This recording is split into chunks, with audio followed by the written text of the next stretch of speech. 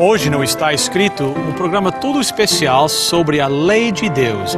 Eu espero que você fique conosco para uma discussão muito importante com o nosso convidado especial vindo diretamente do Brasil, Dr. Alberto Chin. O Está Escrito começa agora.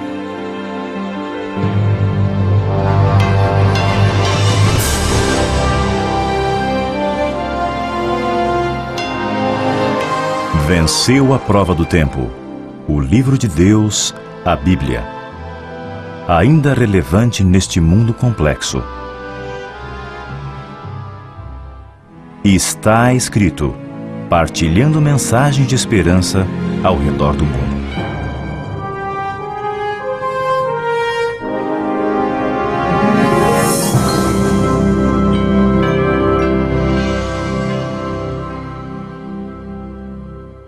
Bem, gostaríamos de dar as boas-vindas aos nossos telespectadores a mais um programa do Está Escrito. E de maneira muito especial também agradecer ao nosso convidado especial, Dr. Chin, que vem do Brasil. Muito obrigado por o senhor ter aceito nosso convite para estar aqui conosco. É uma grande satisfação participar desse programa tão importante, tão querido e que tantas pessoas apreciam. Obrigado, foi um prazer para nós. Dr. Chin, para nós, para o benefício de alguns dos nossos telespectadores, conte um pouquinho a respeito do senhor, né, que o senhor nasceu e o trabalho que o senhor faz hoje lá no Brasil. Bom, eu nasci num pequeno município chamado São Lourenço do Sul, no sul do Brasil, e a minha área de formação é teologia histórica. Eu fiz o PhD nessa área e atualmente eu exerço a função de reitor dos Seminários Teológicos Adventistas da América do Sul. E a reitoria fica em Brasília, a capital do Brasil, obviamente, e nós temos 7 escolas de teologia, sendo que uma 8ª está sendo construída no norte do Brasil e começará a operar dentro em breve. Que bênção! E o senhor aceitou o nosso convite para nos ajudar a melhor entender a lei de Deus. Na minha maneira de ver, para mim os 10 mandamentos estão sendo atacados por tudo quanto é lado. No mundo secular, ou esse mundo pós-moderno, o pessoal diz que não existe uma lei, que na realidade não existem os absolutos, o bem e o mal, tudo é cinza, não existe aquela... E até que eu entendo essa ideia desse mundo não cristão.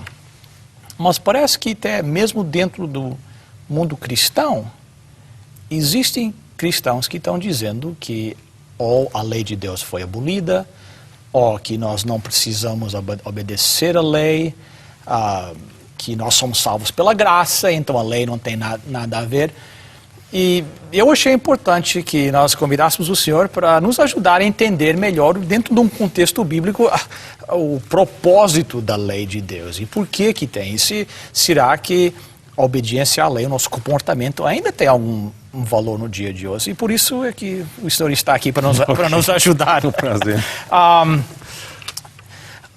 Nós encontramos a lei de Deus uma das vezes no capítulo 20 do livro de Êxodo, mas a lei de Deus já existiu antes de aparecer aqui no Sinai?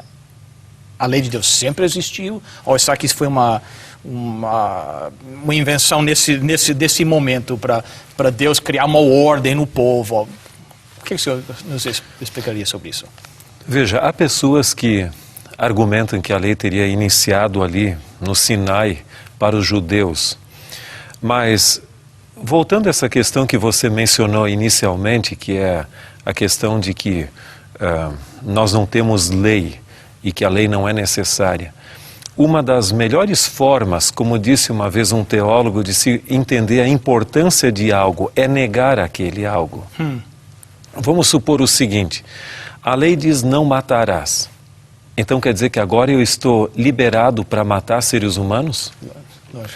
A Bíblia diz não adulterarás. Estou eu agora liberado para isso? Ou diz não furtarás? Ou eu não posso tirar algo que pertence a outra pessoa. Estou liberado agora a me apropriar de outras questões? Então muitas vezes quando alguém vem com uma ideia, ela nem sempre mede as últimas consequências da sua ideia. Então, se nós negássemos os mandamentos, nós estaríamos construindo uma antissociedade, porque a vida social precisa de ter alguns parâmetros. Agora, lendo os próprios 10 mandamentos, nós vemos que muitos desses mandamentos realmente são princípios que toda a sociedade precisaria viver. Agora, ainda que eu queira dizer que, quem sabe começou ali no Sinai, nós temos algumas declarações, por exemplo, no livro de Salmos, que fala da eternidade da lei de Deus. Você vai ver, por exemplo, um texto interessante, que é o de, no caso do livro do Eclesiastes, o capítulo 12 e o verso 13. Aqui nos é dito o seguinte: de tudo que se tem ouvido, a suma é: teme a Deus e guarda os seus mandamentos, porque isso é dever de todo o homem. Então, existem mandamentos morais que não se restringem à nação de Israel, mas são deveres de todos os seres humanos. E aqueles exemplos que eu mencionei, eu acho que tem essa aplicabilidade. E se você der uma olhada também, por exemplo, no próprio livro do Gênesis, nós temos evidências ali claras de que os mandamentos não começaram com Moisés no Sinai, mas, por exemplo, Gênesis 26 e o verso 5, falando da experiência de Abraão, que viveu muitos anos antes de Moisés, e diz ali: porque Abraão obedeceu a minha palavra e guardou os meus mandamentos e os meus preceitos e os meus estatutos e as minhas leis.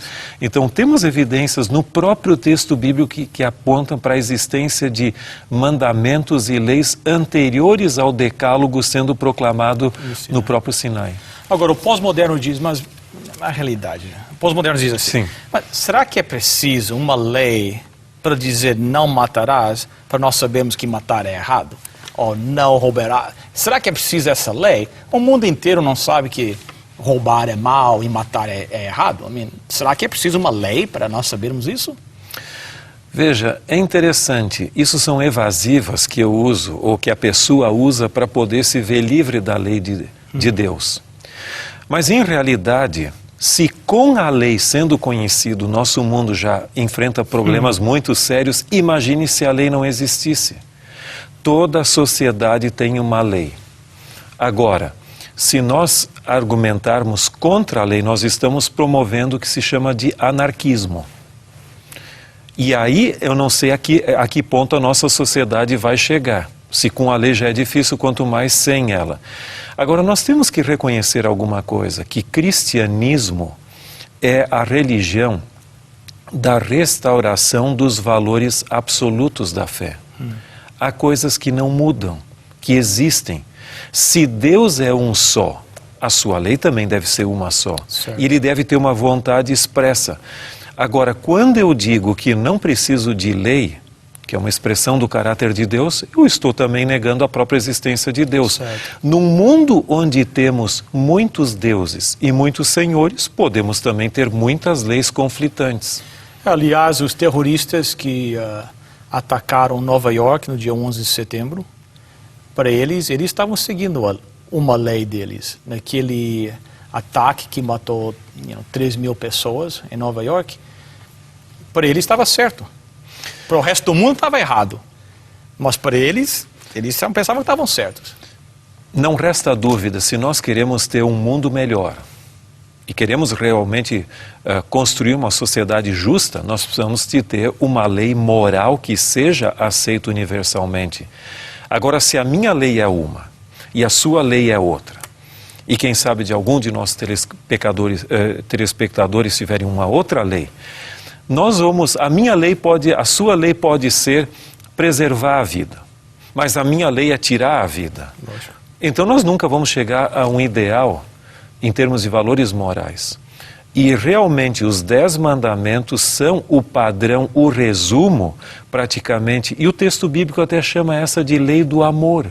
Não é a lei que nos tolhe a liberdade, mas é a lei que nos faz viver justamente conosco mesmo e com os demais. Vamos olhar a lei de Deus, que eu acho que mesmo até na maneira que a lei é estruturada aqui, existem algumas lições até que interessantes, né? Quem sabe o senhor podia nos comentar um pouquinho sobre isso, sobre a estrutura aqui da lei, que eu acho interessante. É interessante.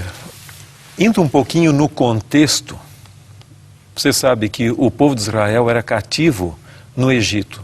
E ali perdeu muito dos valores morais e religiosos numa sociedade totalmente politeísta, com outros valores. E Deus tira o seu povo do Egito e então leva ao Sinai e ali proclama a sua lei.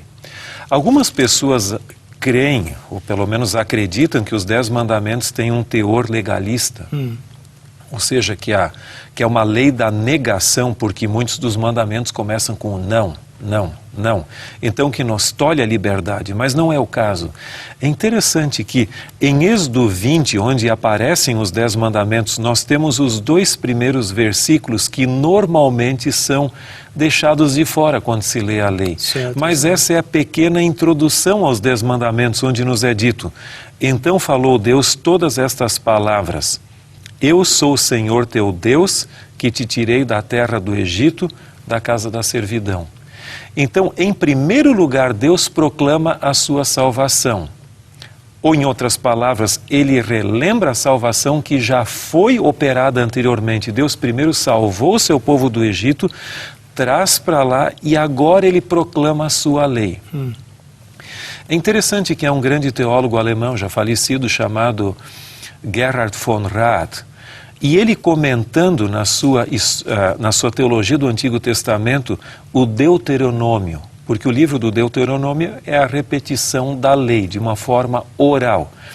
E ele diz ali que no Deuteronômio, antes dos imperativos, vêm os indicativos. Isso pode parecer um pouquinho complicado, mas o que significaria? Antes do imperativo, faça isso, não faça aquilo, vem o indicativo da salvação. Deus salva o seu povo, coloca em condição de obediência e diz: veja, agora que você está salvo, obedeça à minha vontade, à minha lei. E aqui nós temos primeiro a declaração da graça de Deus. Ou seja, a graça, eles foram salvos pela graça. E até no Deuteronômio é dito o seguinte: o Senhor vos escolheu não porque fossem os mais poderosos, mais numerosos, mas porque o Senhor vos amava. Certo. E agora, quando nós entramos diretamente nos 10 mandamentos, lembra que quando Deus proclamou a sua lei no Sinai, e depois ele escreveu em 2 tábuas de pedra, não em uma só, em 2. E você vai ver que tem 4 mandamentos, os primeiros 4, que se referem ao nosso relacionamento com Deus. E os outros 6, nosso relacionamento com o ser humano. Então, primeiro vem o nosso relacionamento com Deus, ou seja, a dimensão vertical, e depois a dimensão horizontal do nosso relacionamento com nossos seres humanos. Eu estava lendo outro dia um livro de Taylor Bunch, onde o autor dizia o seguinte: quando Adão foi criado, ele ainda não tinha outros seres humanos. Então, a coisa começou com os mandamentos relacionados com Deus. Mas tão logo Eva foi criada, ele já teve que começar a aplicar também os mandamentos para com o relacionamento social. Interessante. Muito interessante. Então, 2 pontos eu acho interessante. Uma é que eu não estou salvo, o povo não foi salvo, tirado do Egito porque eles guardavam a lei, eles guardaram a lei como resultado da salvação. Deus foi bondoso, Deus nos salva, e como uma resposta quase natural à bondade de Deus em me salvar, eu obedeço a lei de Deus. Esse é um ponto muito importante pelo seguinte: eu posso até guardar alguns desses pontos moralmente, mas religiosamente eu preciso da graça de Deus, do poder de Deus para poder ter uma obediência plena ali. Do contrário, vira mero moralismo, o formalismo, como alguns dos líderes religiosos da época de Cristo acabaram incorrendo nesse tipo de religião que era formal, mas que realmente não era uma transformação interior da vida. Então seria um argumento contra aquelas pessoas que dizem: não, mas eu não sou cristão, mas eu não mato, eu não roubo, eu fico só com a minha esposa, entendeu? Então, para eles, tecnicamente, eles estão seguindo a lei. Mas você está dizendo que sem esse relacionamento com Deus, não tem em inglês seria the fullness, né? São a plenitude, de guardar os mandamentos de Deus. É isso que isso está... Exatamente. É interessante. Porque, veja, se eu procuro me tornar aceitável, veja, a base de todas as religiões pagãs até, é eu me tornar aceitável à divindade. Certo. Mas, em realidade, a religião bíblica é diferente. Eu sou salvo pela graça de Deus e eu não tenho nada o que acrescentar ou agregar à salvação. Eu simplesmente obedeço, como até mesmo Cristo disse, se amais, guardareis os meus mandamentos, como uma resposta de amor. Ele me salvou do pecado. E Paulo fala em Efésios 2, 1 e 5, que nós naturalmente somos mortos em delitos e pecados. E ele nos salvou por sua graça. Agora, uma vez salvo, vai ser uma alegria fazer a vontade de Deus. Porque a lei é uma expressão do seu caráter. Veja, quando você perguntou sobre a questão da eternidade da lei de Deus. Se nós entendemos os mandamentos morais da lei de Deus como sendo uma expressão do caráter de Deus, da sua vontade, se Deus é eterno, consequentemente a sua lei deve ser eterna, a não ser que eu digo que Deus numa época cria de um jeito e depois virou para outro lado. Lógico. Mas isso aí seria totalmente inadmissível, né? Certo. Interessante. Então, a minha resposta à lei de Deus não é apenas, como é que se diz, a ausência. Por exemplo, algumas pessoas pensam que eu posso me fechar num quarto, entendeu? E não fazer nada disso que Deus fala, não matarei. E estou guardando a lei. Não, na realidade, não estou guardando a lei. Porque no mandamento não matarás, existe a implicação, por exemplo, do outro lado. Então, se eu não mato, mas Deus espera que eu faça outra coisa, o lado positivo, o lado da minha resposta. Esse é exatamente o ponto que os mandamentos têm a nos colocar. Alguns olham superficialmente como meras proibições. Certo. Mas você vai ver que o próprio Cristo tentou aprofundar e trazer uma nova dimensão aos mandamentos aqui do Decálogo, para que as pessoas entendessem que há uma dimensão espiritual ali, que não contradiz a letra da lei, mas que aprofunda e dá uma dimensão bem mais espiritual, uma outra motivação por trás dos mandamentos. Gostaria de falar um pouquinho sobre isso, sobre essa aplicação assim, prática dessa exibição da lei na nossa vida. Veja, eu creio que nós não conseguiremos entender bem o que a lei representa para nós como cristãos, se a gente não tiver em mente uma promessa que se encontra em Jeremias, o capítulo 31, os versos 31 a 33, que para mim é um dos textos mais bonitos sobre a lei que nós encontramos no próprio Antigo Testamento. Jeremias 31. Versos 31 a 33. Okay. E aqui nos é dito o seguinte: eis que vem dias, diz o Senhor, em que firmarei nova aliança com a casa de Israel e com a casa de Judá. Não conforme a aliança que fiz com seus pais no dia em que os tomei pela mão para os tirar da terra do Egito, porquanto eles anularam a minha aliança. Não obstante eu os haver desposado, diz o Senhor. Porque esta é a aliança que firmarei com a casa de Israel depois daqueles dias, diz o Senhor. Na mente lhes imprimirei as minhas leis e também no coração lhes inscreverei. Eu serei o seu Deus e eles serão o meu povo. Nesse texto tem alguns pontos muito importantes. Em primeiro lugar, aqui fala da nova aliança. Lembram que Paulo faz aquele contraste entre a velha aliança e a nova aliança. Alguns creem que Deus ensinou um caminho equivocado com a antiga aliança, mas o próprio texto diz que, o verso 32, eles anularam a minha aliança. O povo anulou. O povo. Não Deus. Não. Então a dificuldade com a aliança que foi estabelecida no Sinai não foi que Deus ensinou um caminho equivocado. Porque o caminho era a salvação pela graça. Lógico. E a obediência aos mandamentos como uma resposta. Mas o povo mal interpretou aquele concerto. E agora Paulo pega essa má compreensão e diz: isso não serve para nada. Nós precisamos de uma nova aliança.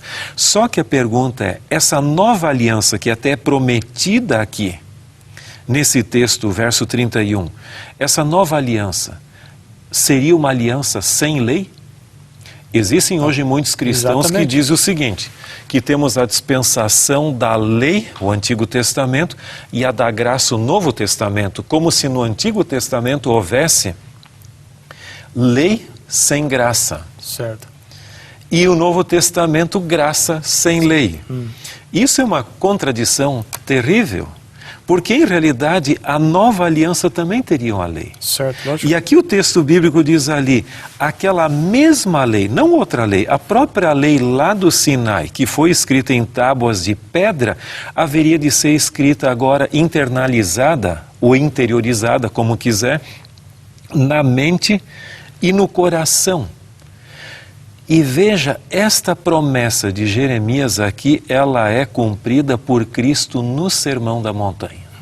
O Sermão da Montanha é a interiorização da lei do Antigo Testamento. Então, se nós... Então, o problema da primeira aliança, será que eu estou entendendo certo?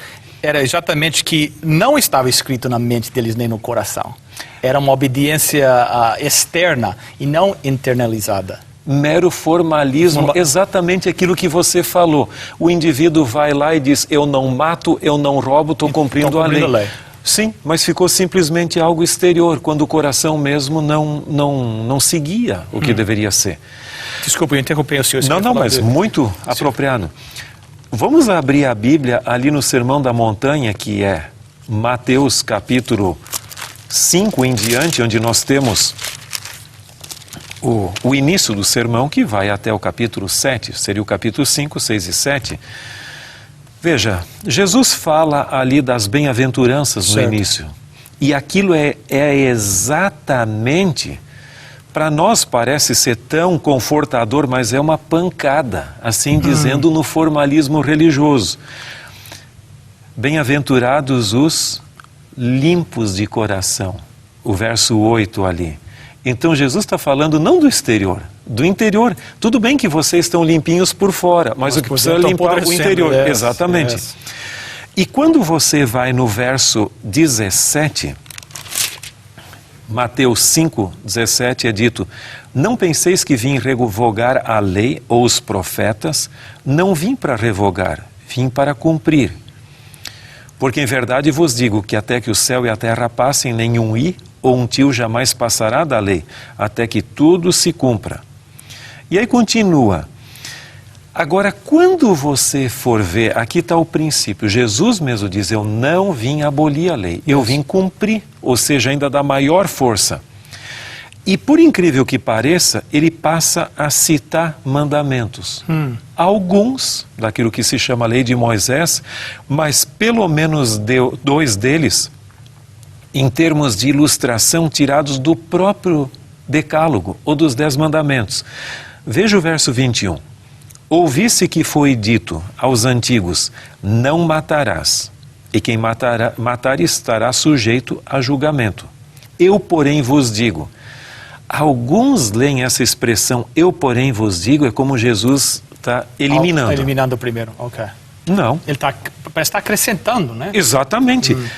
Não matarás, eu, porém, vos digo, todo aquele que sem motivo se irar contra o seu irmão está sujeito a julgamento. Você percebe que aqui Jesus condena não apenas o ato de tirar a vida, mas ele aprofunda ao ponto de que alguém tiver ódio contra outra pessoa ou ira, ele já está transgredindo a lei? E se você for lá no versículo 27, ouvisses que foi dito, não adulterarás.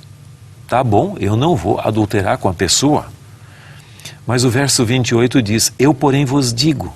E ele não está anulando, ele diz, qualquer que olhar para uma mulher com intenção impura no coração já adulterou com ele. Você percebe que aqui Jesus está condenando não só o ato de matar, ou o ato de adulterar, mas a própria intenção mental que leva a isso. Consequentemente, o momento de eu me arrepender não é depois que eu matei uma pessoa, mas quando o ódio já me veio no meu coração, ou não é depois que eu já cometi o adultério, mas quando a minha mente sensualmente já começou a dar o alarme, a coisa está errada. Então você vai ver que o Sermão da Montanha é um aprofundamento espiritual, uma internalização ou interiorização dos princípios dos 10 mandamentos. Quando a lei está escrita no coração e na mente, a pessoa começa a se comportar dessa. Essa seria então a demonstração externa da presença da lei de Deus no coração. Lógico, e aí a lei assume a sua verdadeira dimensão e mais do que isso, vai ser um prazer obedecer à lei. Porque enquanto minha mente está numa direção, meu comportamento pode estar no outro, eu vou ter um conflito de interesses. Porque socialmente eu me refreio ou restrinjo, o termo que você quiser usar, mas a minha mente está noutra direção. Eu não vou adulterar porque eu não quero perder minha família, mas quão bom seria se eu pudesse ter um affair, como se diz em inglês, quando em verdade não é, isso já é transgressão da lei. Por incrível que pareça, nosso tempo já passou. Então gostaria de convidar o senhor para nos levar a um estudo mandamento por mandamento. O senhor, será que podia fazer isso para nós? Com muito prazer. Vamos orar. Ok. Nosso Deus e nosso Pai, nós te agradecemos pela tua lei, pelos teus princípios que nos levam a uma vida de liberdade, de alegria e de paz. Esteja com cada telespectador nesta hora. Nós te suplicamos em nome e por amor de Jesus. Amém. Amém. Bem, Dr. Tim, muito obrigado por estar conosco e nós estamos ansiosos para iniciar nosso estudo dos 10 mandamentos. Será um grande prazer estar com você e com nossos telespectadores também. Obrigado. Aos nossos telespectadores, espero que vocês estejam conosco na próxima semana. No entretanto, lembre-se de visitar nosso website, estaescrito.ca. Até lá, lembre-se, está escrito: nem só de pão viverá o homem, mas de toda a palavra que procede da boca de Deus.